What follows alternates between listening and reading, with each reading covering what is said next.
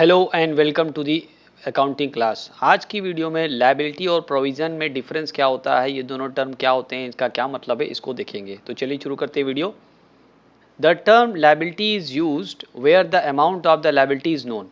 जब किसी लायबिलिटी का अमाउंट हमको पता हो और वो लायबिलिटी पता हो तो वहाँ पर हम लायबिलिटी टर्म यूज़ करते हैं। एग्जाम्पल के तौर पे salary for March 2021 of ₹1,00,000 is payable. मार्च महीने की 1,00,000 रुपए सैलरी जो दिया जाना था अभी नहीं दी गई है, वो पेएबल है। तो यहाँ पर आपको ये पता है कि सैलरी देना है और कितना देना है ये भी मालूम है, तो इसलिए इसे हम लोग लायबिलिटी में क्लासिफाई करेंगे। ये आउटस्टैंडिंग सैलरी होगी और इसको लायबिलिटी में कैटेगराइज करके हम लोग लिखेंगे।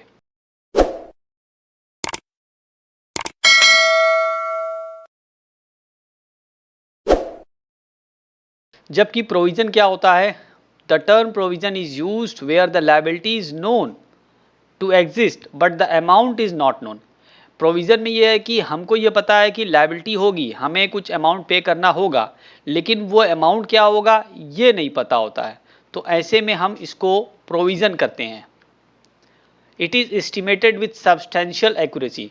तो वहाँ पर हमें एस्टिमेशन की ज़रूरत पड़ती है, यानी वो अमाउंट कितना होगा इसको पूरी एक्यूरेसी के साथ तो हम नहीं बता सकते, लेकिन हाँ एस्टिमेट कर सकते हैं, ज़्यादा से ज़्यादा हद तक उसको सही बताने की कोशिश कर सकते हैं।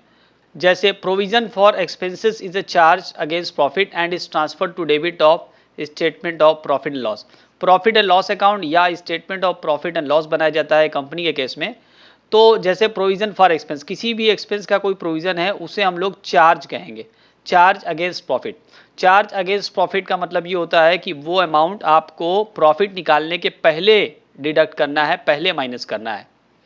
तो कोई भी तरह का प्रोविज़न उसे हम लोग चार्ज मानेंगे और उसको प्रॉफिट एंड लॉस के डेबिट में लिखेंगे। प्रोविज़न का और भी एग्जांपल हो सकता है, जैसे प्रोविज़न फॉर डाउटफुल डेट्स, यानी वो डेट जो कि हमारा डूब सकता है या नहीं मिल सकता है, उसके लिए प्रोविज़न करना। Provision for discount on debtors, अगर डिस्काउंट आपको डेटर्स पे दिया, डेटर्स को देना है तो वो प्रोविज़न किया जा सकता है। प्रोविज़न फॉर डेप्रिसिएशन, एसेट्स पर डेप्रिसिएशन होता है उसके लिए प्रोविज़न किया जा सकता है।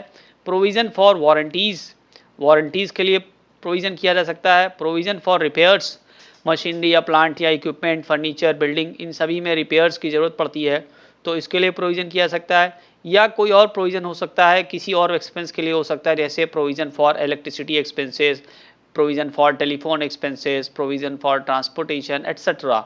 और प्रोविज़न फॉर टैक्स भी हो सकता है, गवर्नमेंट के जो टैक्स पे किया जाता है उसके लिए भी प्रोविज़न किया जा सकता है। तो ये सारे प्रोविज़न्स हैं जिसमें आपको लायबिलिटी तो मालूम है कि हमें पे करना है, लेकिन कितना करना है ये एग्जैक्टली नहीं मालूम है। तो कहीं ना कहीं इसमें एस्टिमेशन की ज़रूरत पड़ती है। हम एस्टिमेट करके एक अमाउंट को रख देते हैं और उसका प्रोविज़न कर लेते हैं। उम्मीद करते हैं एक छोटी सी वीडियो आपको यूज़फुल लगी होगी। तो अगर आपने मेरे चैनल को अभी तक सब्सक्राइब नहीं किया है, इसको सब्सक्राइब कर लें और आप मुझे फेसबुक और इंस्टाग्राम पर भी फॉलो कर सकते हैं। अपना बहुत ख्याल रखें, मिलते हैं अगली वीडियो में, तब तक के लिए गुड बाय।